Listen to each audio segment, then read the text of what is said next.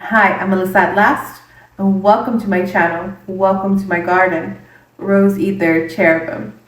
So today we are talking about finding refuge in God.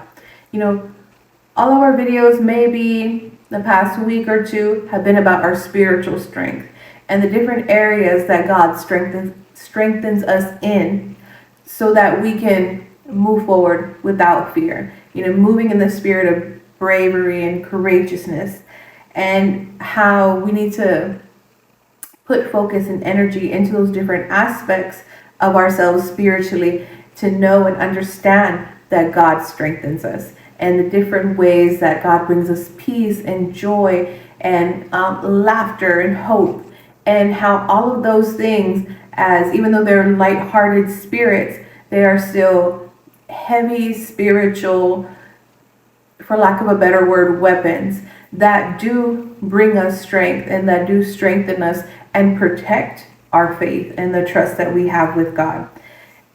And a big thing is there's going to be times where we do hit that brick wall and we are feeling overwhelmed. And this is where we find our refuge in God. And we do sort of hide, underneath his wings. We do go to him for shelter. And that is the best and honestly the most beautiful thing that we can do in this journey. Because you see, we achieve peace and restoration when we understand that God is our refuge and really the only thing that can protect us when we are in this place of not feeling, protected or concerned about, safety, or there's different things that are going on that we feel overwhelmed, and we need to run to our Father in those moments. And the perfect verse to go with this is Psalm 46. And we're going to do verses 1 through 7 just to really get the feeling of it and to understand how God is our refuge and the multitude of things that God protects us from. So, 46, 1. God is our refuge and strength, a very present help in trouble. Very present. So, totally and completely there. Fully understanding what we're going through when we're getting into stuff. Therefore, we will not fear, though the earth be removed, though the mountains be carried into the midst of the sea. So, through natural disasters, God is present and is with us, and God cannot be shaken in the face of those natural disasters. And though the waters thereof roar and be troubled, and though the mountains shake with the swelling thereof, there is a river, the streams whereof shall make glad the city of God, the holy place of the tabernacles of the Most High. God is in the midst of her, and she shall not be moved. God shall help her, and that right early. The heathen raged, and the kingdoms were moved, and he uttered his voice, and the earth melted. The Lord of hosts is with us, and the God of Jacob is our refuge. So, people who don't heed to God or believe in God or bow to God, you're going to see them be shaken and be moved of the things of this world, but you are not. You are that city, you are that sanctuary, you are the tabernacle of the Most High, where God sits in and restores, gives peace to, and stays still in the midst of the earth moving, in the midst of the mountains falling, in the midst of the seas swelling up. So everything that we tend to see and that is going on in the world right now did happen in the times of the Bible. These things have happened before, and God's people were saved, and God's people were not hurt, and the bloodline continued. You just need to keep praising and worshiping God and know that all of these things, it's going to stop when it comes to you. You're going to survive it. You're going to thrive through it if you keep your focus and your eyes on God in these moments. So while there is a lot of things going on in the world that may feel new to us, that may be surprising to us, they've happened before. And God has seen it happen before, time and time again. So God knows how to move you, how to protect you, and how to keep you out of harm's way. In the fact that He is the one that allows or doesn't allow such things. And your praise and your hope and your trust in Him, just keep moving or staying still the way that He needs you. And it's not going to affect you no matter what you see, on TV or around you. And honestly, we need God's strength and God's refuge in every aspect of our life.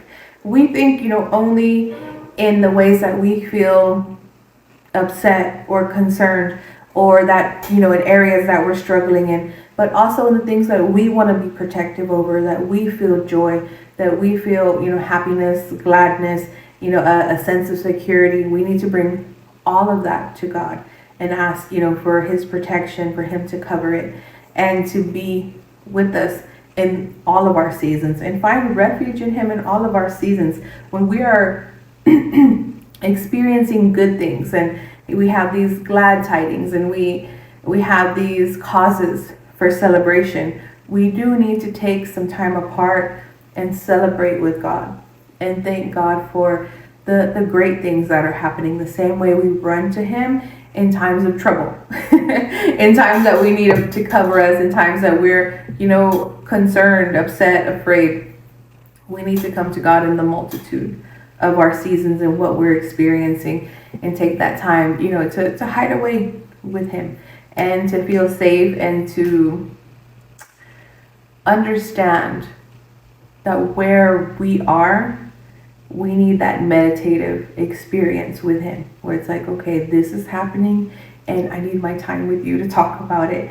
And I need to be able to process these situations, good or bad, with you right now, or at least at some point through the day, and that's why the power of having a prayer closet or a designated space where you are praying and you are alone, or you're able to meditate, for the amount of time that you need, or that God requires, is so important to have. And it's going to be a vital part of your journey, and it's going to be, a great asset to your spiritual strength. Sometimes people they don't come to God, or they don't think of God as a point of refuge, a point of safety. I feel that they think that if they're going through things, it's a punishment from God, that they sinned in some kind of way. And that's why it's important, when we feel that we need help, we run to God, whether we feel that we deserve it or not. And we allow God to explain to us what's going on. Why is it going on? Is this something that I just need to learn from? Is this a consequence of my actions?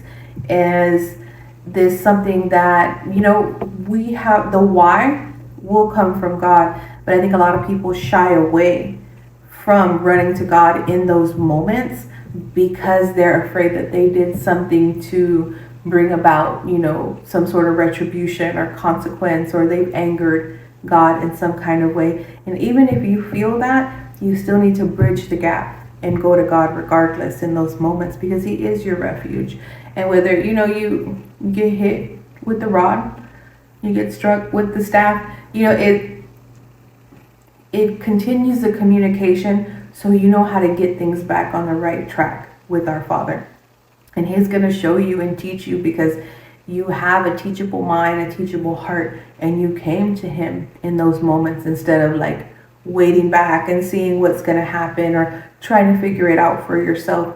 Those are the moments that you show God where your heart is, and that you don't have a sense of pride or a sense of, trying to get around consequences. You're not being sneaky, you're being forthright, and you're coming to your Father, and you don't demand to know why, but you would like to know why, or have some sort of understanding, some sort of peace regarding the situation in which you need help with.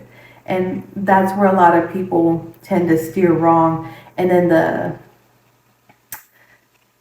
it's almost like a betrayal to God, where it's like there's something going on, but yet my child didn't come to me. They're out there, doing whatever they think they need to do, or just waiting it out, when I have the solution right here. I just need them to speak to me. I just need them to be forthright with what's going on. And then we tend to stab God in the back when we're in times of help and we don't go to him, and we're going to other people, or we're trying to figure it out for ourselves, or we get angry at God and we stop communicating because we're waiting to see what's going on, or we're waiting for it to be presented to us. And that's where you can allow like pride and different things into your heart that don't need to be there, when you just communicate and you just wait to receive and see what's going on with our Father. So this scripture is definitely going to apply, especially with the multitude of things that are going on in the world around us. You can get on TikTok, you can watch the news, you can talk to, somebody standing in line at the grocery store, and they're going to talk to you about these fires and these floods and, what's going on and what's happening with the children. And understand that God has seen it all, and God is with you. So there's no need to feel fear towards the future. There's no need to fear what's going on, or that things are going downhill, because God has set you up on the hill. He's with you. You are in a high place that is protected, and you can feel close to the situations that are going on, but God is going to remove you. God is going to help you through those situations. It's here in verse 5. God is in the midst of her. She shall not be moved. God shall help her, and that right early. So it's not going to be a last minute situation where God brings you through. Early on in any situation that you come to him, you are honest with him, and he designates us as worthy. So the whole worthiness and the sin and all that stuff, that is something for us not to have in the forefront of our mind. You can bring that to God and you can ask him about it, but you find your refuge in him and you ask him for help, and he's going to help you right away. He's not going to make you be in this horrible, bad position and then, okay, then I will.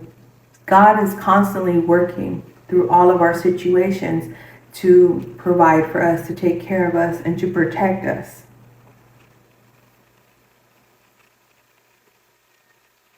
For there is a river, the streams whereof shall make glad the city of God, the holy place of the tabernacle of the Most High. And that's where you are. That's where you are spiritually. You're centered in that. You're protected. And when you begin to understand that and visualize that for your life, you're going to see that even though all these things are happening, my house is good.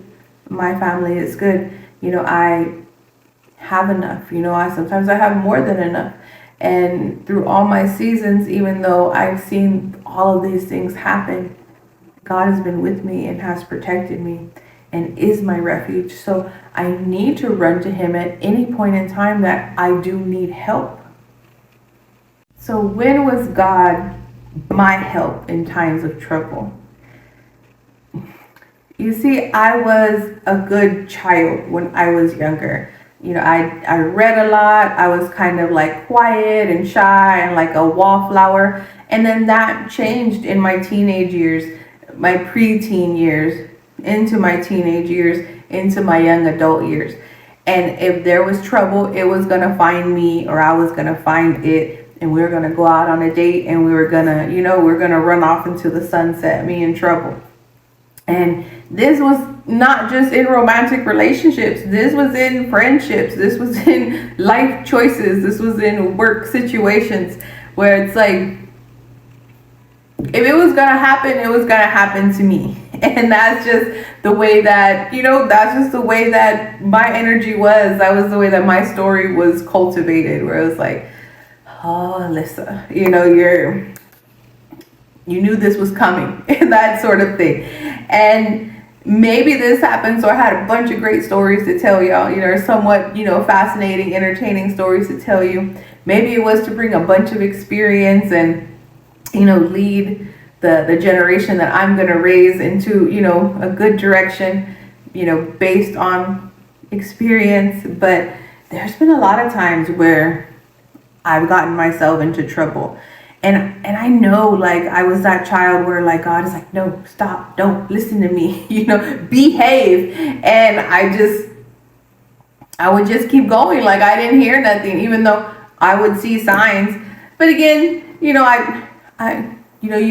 God gave me some grace because I thought I was crazy. And, and in a lot of ways, I kind of was, or wild, I kind of acted wild. So that's why when I had experienced spiritual things that gave me the sign to stop, or not go ahead with this, or hey, this person has so many red flags, they are a red flag. And it was just like, oh, I like the color red. And I just keep, that was me. I would just keep going in that. And that's why I have like these different experiences that I went through. But I always got into trouble. I always got into trouble. And God has helped me in all of those times, because now I can look back and I'll be like, God had his hand on me.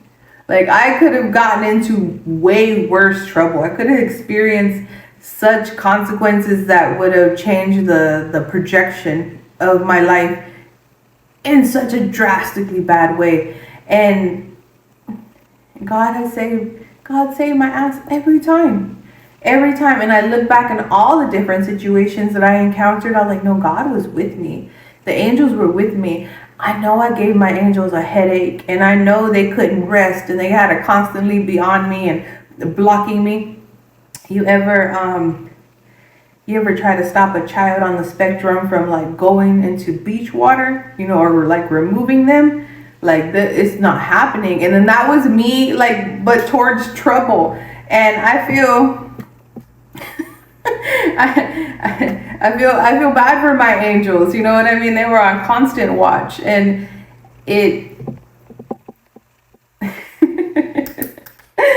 but they were with me, and I know it, and I can see it, by the way all things have turned out in my life. And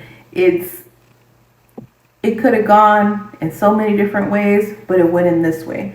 And the fact that I'm here right now, being able to speak to you and like laugh about it and joke about it and still retain, my personality, and have a heart that is full of like love and charity and different things that just keep my heart light. And I have a heart for God, and there's not bitterness or resentment or any sort of nastiness in it, that like hate, there's no hate in it for anybody, regardless of the different things I experienced and went through. Like, that's only God. That was only God getting me out of trouble.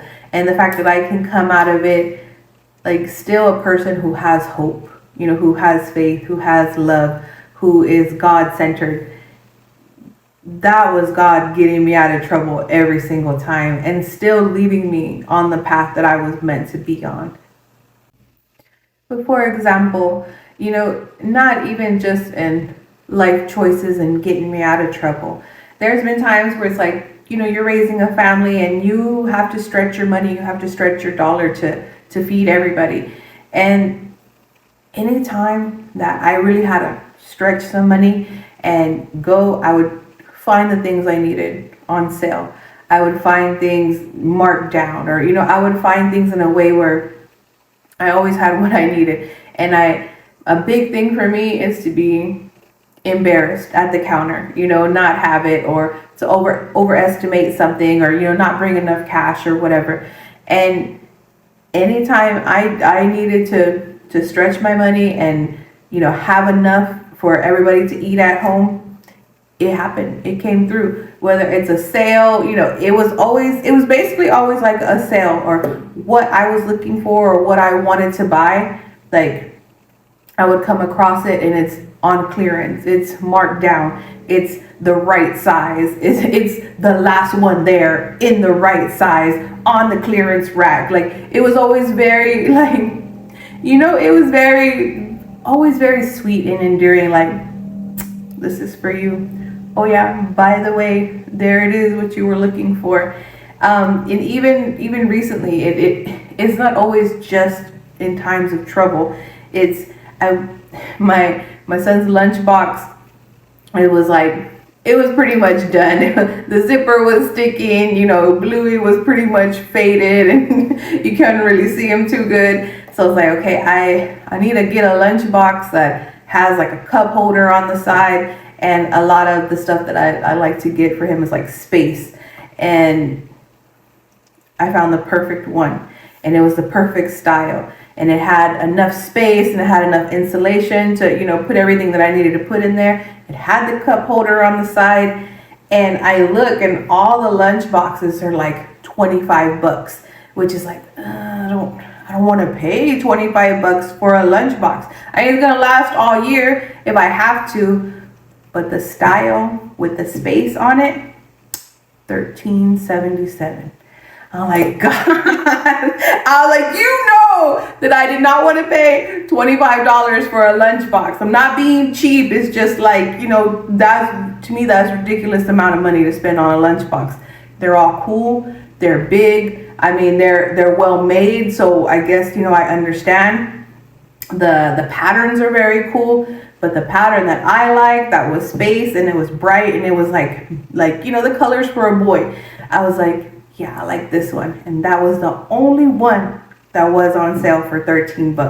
So it's little things like that remind me that God is my refuge. And it doesn't have to be in these great times of trouble, but it's just like, it would annoy me if I had to pay that much. It would irritate me. I don't want to do it, but I also don't want my son to be with a lunchbox that's falling apart either. So, I would have to spend that money, regardless. But God comes through in these ways, in these times of trouble, big or small.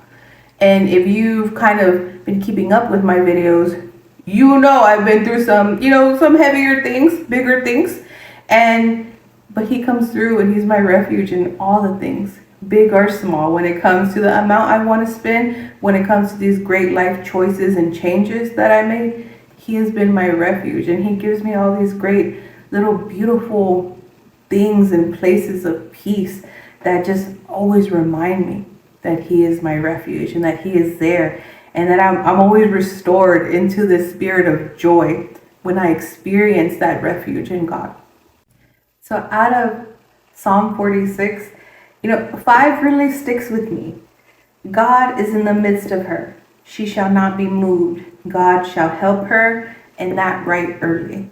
And in the big things, in the small things, God is there, and God is our refuge, and he's looking to us. And so it's important to not complain, but still talk to God about things that you like and that you dislike. You would be so pleasantly surprised by the way that God comes through for you. And the small things and the great things, he brings me joy, and he's there, right away. So really look into Psalm 46 and really take it to heart as you're moving forward with your life, and how you're trying to figure out your communication style with God in the times that you need help. No matter how big or how small it seems to you, God wants to be there. He wants to help us in all of those times. And allow God to pleasantly surprise you in any manner that he sees fit. So we're going to center our prayers around thanking God for being our refuge, and for ask him to give us peace in all circumstances. So if it's like you don't want to pay something, to you're very troubled and heartbroken, in all circumstances, ask him for that peace, and watch how he gives it to you. It's always in such a great, graceful, beautiful way. And you're going to be happy. It's going to be easy to be in joy and to be in peace, and to want to go to God as refuge for everything. And then our affirmation that we're going to work on is, I trust that God is with me. I am safe, and I am deeply loved in God's presence.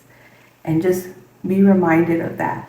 And then watch how these beautiful things that are not coincidences begin to happen in your life. They are the opposite of coincidences. They are miracles.